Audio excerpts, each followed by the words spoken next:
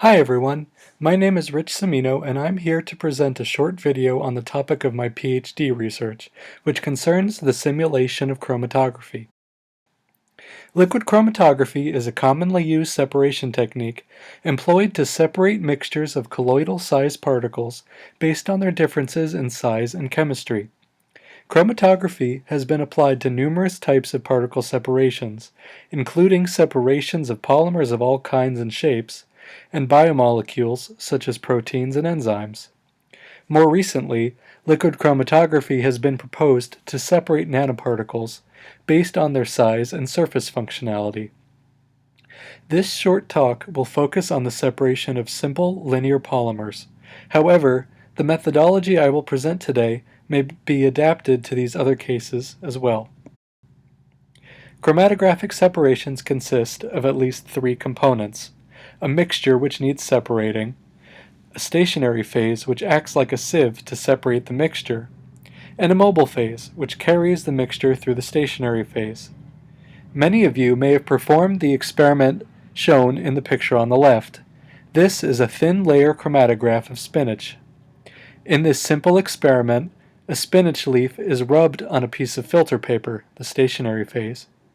The filter paper is then dipped in water, the mobile phase, which flows up the paper and separates the color-producing proteins in the leaf.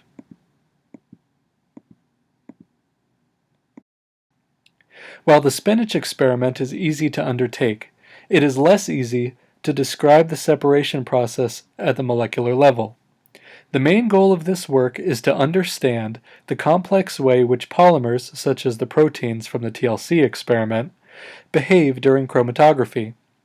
To do so, we need to introduce some basic thermodynamics. In thermodynamic terms, we describe the polymer's behavior as the competition between entropic and enthalpic forces. Enthalpy may be thought of as the energy of the chain, which arises mainly due to the molecular interactions with the mobile and stationary phase. Entropy is the tendency of the chain to be disordered. When a chain comes into contact with the stationary phase, it gains enthalpy due to adsorbing or sticking to the stationary phase, and loses entropy due to being confined. When a chain leaves the stationary phase, it gains entropy but loses enthalpy. The chromatographic partition coefficient is a function of the chain enthalpy and entropy, and it represents the affinity of the chain for the stationary phase. The partition coefficient is strongly affected by the solvent quality, its temperature and composition. The value of the partition coefficient provides us with important information on how chains separate. When the partition coefficient is less than 1, chains prefer to remain in the mobile phase and do not interact favorably with the stationary phase. They are repelled from the stationary phase according to their molecular weight. Larger coils cannot explore the smaller interstices between particles, and they bypass much of the column porosity. By contrast, small chains may explore all of the column porosity and thus take much longer to escape from the column than their larger counterparts. You can watch a short video illustration of this principle in the Mechanism of Size Exclusion Chromatography video on my YouTube channel. When the partition coefficient is greater than 1, chains prefer to adsorb on the stationary phase. At these conditions, higher molecular weight chains will have higher probability to adsorb than shorter ones, and so the order of elution is the reverse to that of the previous case. Of special interest is the condition at which the enthalpic and entropic forces on the chain are balanced. At these conditions, the chain is equally likely to be adsorbed or to remain in the mobile phase. Because the forces on the chain are balanced, all chemically similar chains will elute at the same time. This behavior can be helpful for us if we wish to separate chains based not on their molecular weight, but on their chemistry. This is often accomplished by altering the mobile phase composition during the chromatography run, such that the critical conditions for each chain are passed. In all of my work, I utilize a simple model chain, a schematic of which is pictured here. The chain consists of a linear string of beads, which are the size of several real polystyrene monomers. The beads are connected to their nearest neighbors by springs. The beads which are not physically tethered to one another also interact by van der Waals or London dispersion forces.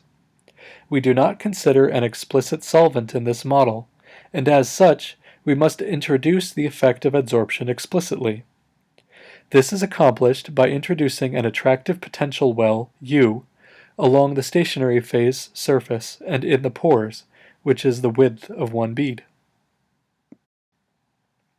The challenge then becomes finding the adsorption potential which captures the correct behavior of chains at critical conditions. At critical conditions, a chain should be equally likely to be adsorbed or to remain in the mobile phase. By varying the adsorption potential U, we can find the critical conditions. When the adsorption potential is very strong, as shown here, the chain will remain strongly adsorbed in the pores of the stationary phase.